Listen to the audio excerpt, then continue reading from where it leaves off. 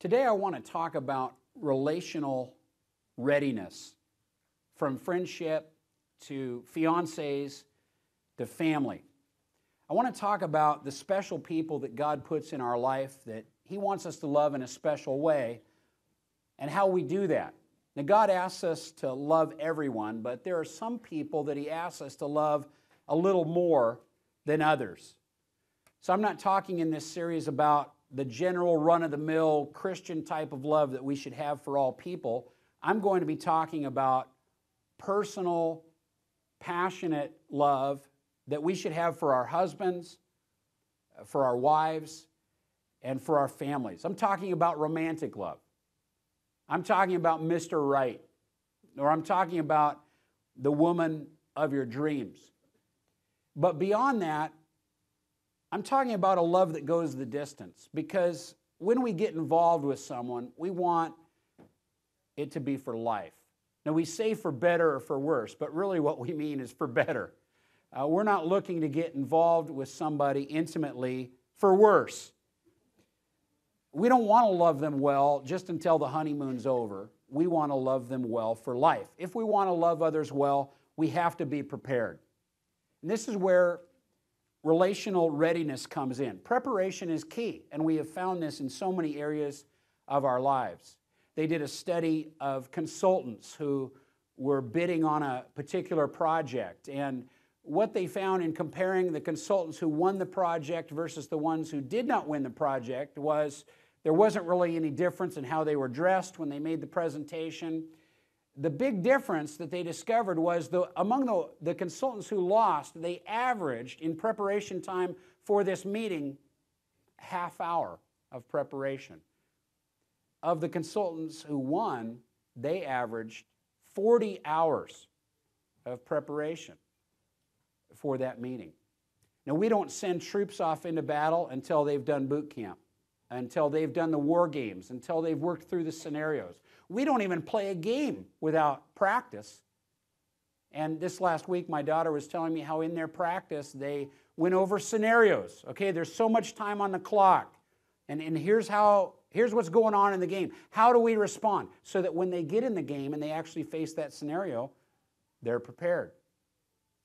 Ironically, there's nothing more important that we're ever going to get involved in life than an intimate relationship with someone, and many of us really don't prepare for that. Nor do we keep prepared for it.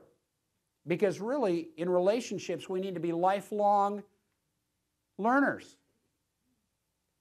To stop preparing for a relationship once you get married would be like working hard all season and making it to the Super Bowl and then not practicing for the big game. Hey, we made it. We've arrived. You know what? You're going to get whooped if you don't work right up and all the way through.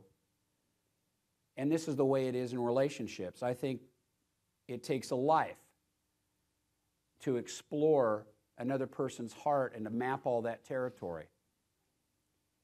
Fortunately, we've been given a compass. And I want to look at one of the readings on that compass in Genesis chapter 2, verse 18. We find true north, I think, for relationships. The Lord God said, "It is not good for the man to be alone. I will make a helper suitable for him." Now the Lord God had formed out of the ground all the beasts of the field and all the birds of the air. He brought them to the man to see what he would name them. And whatever the man called each living creature, that was its name. So the man gave names to all the livestock, birds of the air, all the beasts of the field. But for Adam, no suitable helper was found. So the Lord God caused the man to fall into a deep sleep. And while he was sleeping, he took one of the man's ribs and closed up the place with flesh. Then the Lord God made a woman from the rib he had taken out of the man, and he brought her to the man. The man said, "This is now bone of my bones and flesh of my flesh. She shall be called woman, for she was taken out of man. For this reason, a man will leave his father and mother and be united to his wife, and they will become one flesh. The man and his wife were both naked, and they felt no shame." The scenario is this. God has created man, and God and man have a relationship, but God makes the call that that's not enough for man. that man needs more than that. And so he creates a woman and brings her to the man, and he says, for this reason. Now, what is the reason? That phrase, for this reason, is a finger that points all the way back to the very first thing we read. The Lord God said, it is not good for the man to be alone. That's the reason. The primary reason for marriage is togetherness. The primary reason for marriage is companionship. It beats aloneness. So if you are married and yet you're feeling very alone, you're not experiencing what God had in mind. What God had in mind for marriage was that it would meet this need, that we wouldn't be alone. This really speaks to the glue that holds a marriage together. Marriage is fundamentally about friendship. Marriage glue is friendship. It's about companionship. It's fundamentally about being together.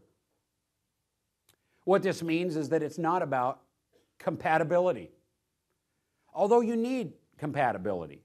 You need to share similar values. You need to be spiritually, philosophically on the same page. The Bible talks about how we don't want to be unequally yoked, which is the imagery of two large animals coming together and being yoked and perhaps pulling something or plowing a field. You don't want an unequal yoke. You want to have two animals that are approximately the same size, same strength.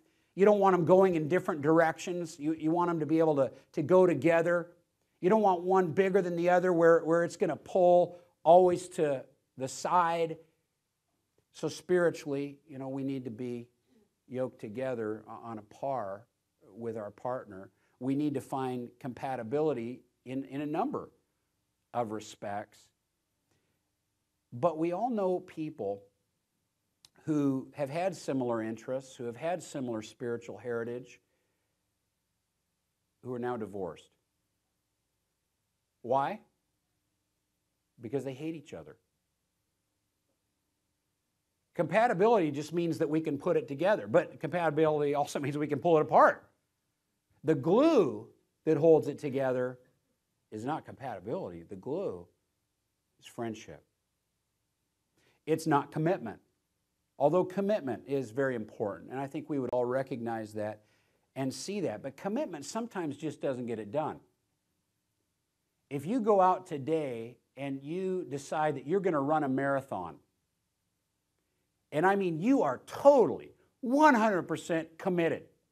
You sign on the line, you say, show me the starting line. I am ready to run. How far are you going to get? I mean, for many of us, we're not going to get very far. There are some things that you cannot accomplish by trying, that you can accomplish by training.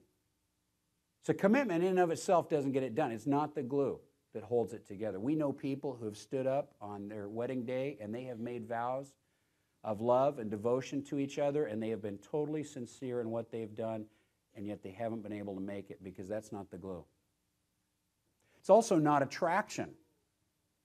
If attraction was the glue that held it together, we would all be looking to Hollywood right now to show us a marriage. I mean, some of the most attractive people who have ever walked planet Earth are married to each other, and yet their marriages are unraveling. The Bible acknowledges attraction. There are some stories in the Bible that are about attraction. Jacob and his love for Rachel over Leah. Obviously, Sarah, Abraham's wife, very beautiful woman.